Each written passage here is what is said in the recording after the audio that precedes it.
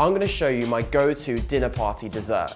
It's a 2-ingredient chocolate mousse taken from my book, The 2-Meal Day. The most important thing about this recipe is using really good quality dark chocolate. My favorite is Willie's Cacao, you should check it out. The first thing that you need to do is melt the chocolate.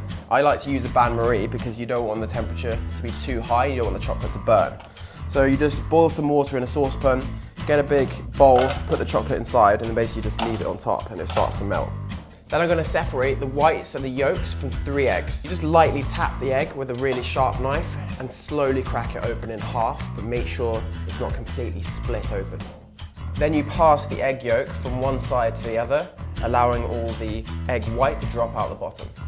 Then I'm just going to lightly whisk the egg yolks with a fork. This part can get quite messy, hopefully it won't today, I'm not wearing an apron. We're just going to use an electric whisk to whisk the egg whites until soft peaks form. Chocolate has melted, so I'm going to take it off the heat and leave it to cool for about 5 minutes so it goes to about room temperature. Once the chocolate has cooled, I'm going to add the egg yolks into the chocolate mixture. I'm then just going to fold the egg whites into the yolk and chocolate mixture. This can take quite a long time. Initially it might not look like a chocolate mousse, but I promise you, keep folding it in gently and it will end up looking delicious.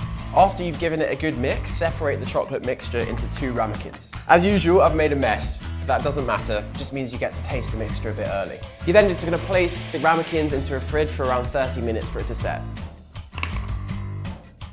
There we have my 2-ingredient chocolate mousse. Whack this out at a dinner party and you'll have friends for life.